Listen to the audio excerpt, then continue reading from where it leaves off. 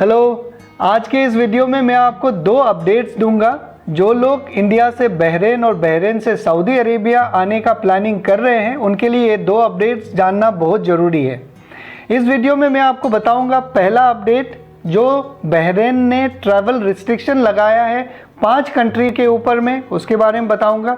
दूसरा मैं आपको बताऊंगा अगर आप बहरीन से सऊदी अरेबिया आ रहे हैं via causeway, via king Fahd road, तो आपके ऊपर इंस्टीट्यूशनल क्वारंटीन गाइडलाइंस लागू होगा नहीं होगा। अगर लागू होगा तो आपको पैकेज कहां से लेना है उसके बारे में बताऊंगा।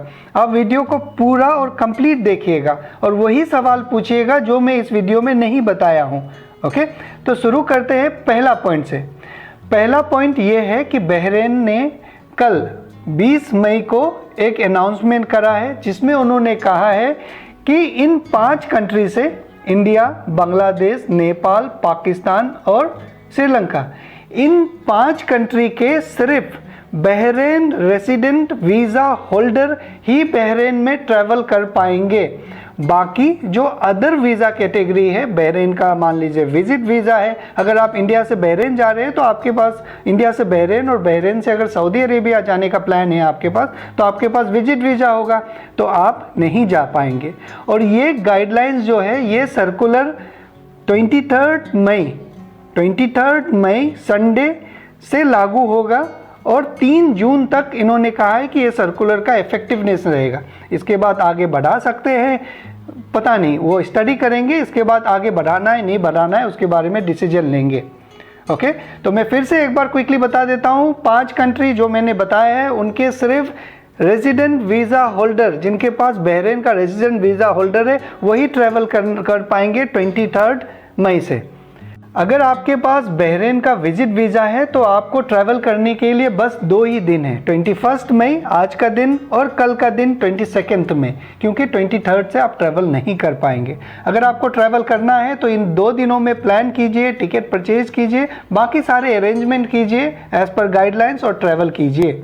मैं आपको क्विकली बता देता हूं कि आपके पास कोविड PCR का रिपोर्ट होना पड़ेगा, जो कि 48 आवर्स विद इन डिपार्चर आपको टेस्ट करवाना है। ओके, ये एक मैंडेटरी रिक्वायरमेंट है, हड़बड़ी में मत भूल जाइएगा। और बाकी जिनके पास विजिट वीज़ा है और जो 23, 24, 25 या फिर 3 तारीख से पहले, 3 जून से पहले ट्रैवल करने का प्लान कर रहे हैं, वो अपना एयरलाइन से एक बार चेक कर लीजिए कि आगे का क्या रहेगा, रिफंड करेंगे या फिर टिकट का डेट एक्सटेंड कर दिया जाएगा। तो मैं उम्मीद करता हूँ कि ये जो गाइडलाइन मैंने बताया है कि आपको क्लियर हो गया होगा। और ये जो गाइडलाइंस मैंने इंडियन एम्बेसी बहरीन से रिवैलिडेट करा है, मिनिस्ट्री ऑफ हेल्थ बहरीन से रिवैलिडेट करा है, बहरीन न्यूज़ एजेंसी से रिवैलिडेट करा है, बहरीन टूरिज्म अथॉरिटी से रिवैलिडेट करा है। ओके, तो ये एक कंफर्म न्यूज़ है, आप लोग कंफ्यूज ना हो। अब मैं आपको दूसरा अपडेट बताता हूँ। अगर आप बहरीन में हैं और Saudi Arabia by road King Fahd causeway के थ्रू आना चाहते हैं तो आपके मन में एक सवाल है कि क्या हमारे ऊपर इंस्टीट्यूशनल क्वारंटीन गाइडलाइन लागू होगा या नहीं होगा। अगर लागू होगा तो हम पैकेज कहां से परचेज करेंगे, तो इससे रिलेटेड अपडेट है जो मैं आपको बता देता हूं। ये इंस्टीट्यूशनल क्वारंटीन गाइडलाइन 20 मई से लागू हुआ था।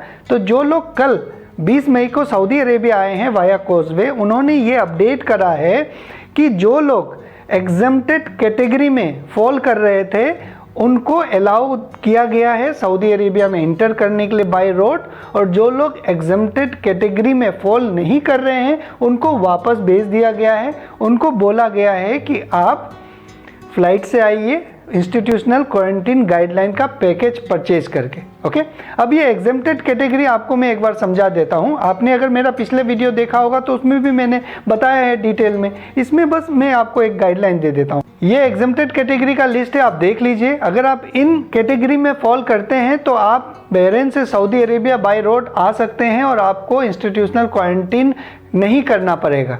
ओके, अगर आप इन कैटेगरी में नहीं फॉल करते हैं तो आपको बाय रोड आने नहीं दिया जाएगा, आपको फ्लाइट का टिकट बुक करना पड़ेगा और साथ में ही आपको जो पैकेज है इंस्टीट्यूशनल क्वारंटीन गाइडलाइन का, वो पैकेज खरीदना पड़ेगा, तभी आप आ पाएंगे।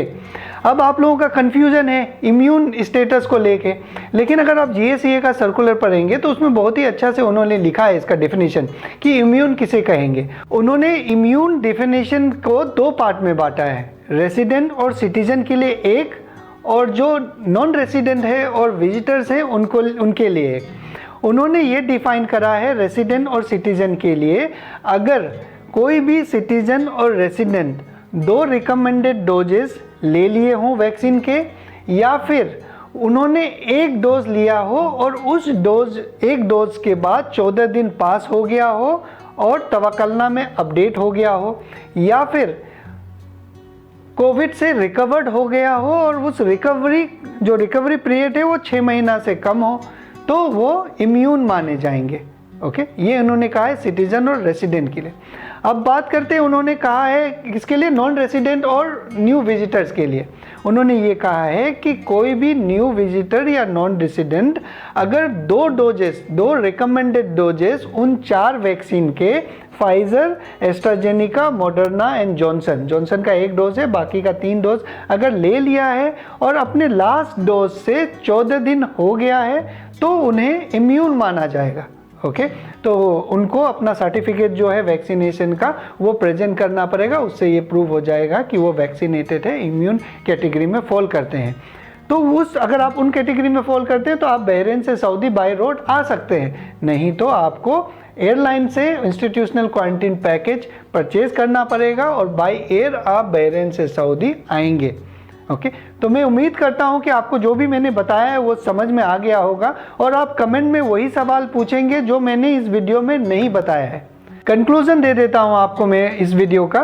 पहला, अगर आपके पास बहरीन का रेजिडेंट वीज़ा नहीं है तो आप 23 मई से बहरीन इंटर नहीं कर पाएंगे। दूसरा, अगर आप एग्जेम्प्टेड कैटेगरी में फॉल नहीं करते हैं तो आपको बाय रोड आने नहीं दिया जाएगा। आप एयरलाइन से टिकट परचेज कीजिए, उन्हीं से इंस्टीट्यूशन क्वारंटीन का पैकेज परचेज कीजिए और बाय एयर बहरीन से सऊदी अरेबिया आइए। तो मैं उम्मीद करता हूं कि आपको जो मैंने बताया है वो समझ में आया होगा और आप कमेंट में मुझे वही सवाल पूछेंगे जो मैं वीडियो में नहीं बताया हूँ। और आप मुझे ट्विटर में भी फॉलो कर सकते हैं, क्योंकि ट्विटर में मैं इंस्टेंट अपडेट कर देता हूं आप लोगों को, और जो ऑथेंटिकेट लिंक है उसी को मैं पेस्ट कर दूंगा ताकि आप भी पढ़ लेंगे और आपको जल्दी समझ में आ जाएगा। तब तक अपना ख्याल रखिए, अच्छे से प्लान कीजिए अपना journey. Thank you very much.